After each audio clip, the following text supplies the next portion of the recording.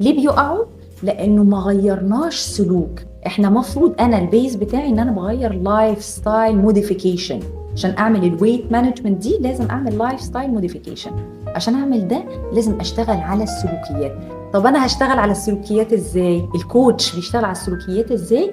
بيجيب من التحت. السلوكيات ما ينفعش اوجه المريض ان هو يغيرها، اقول له المفروض تعمل 1 2 3 4، عمره ما هيعملها. السلوكيات بروسس طويله. بتتجاب ازاي؟ بتتجاب من تحت. يعني ايه؟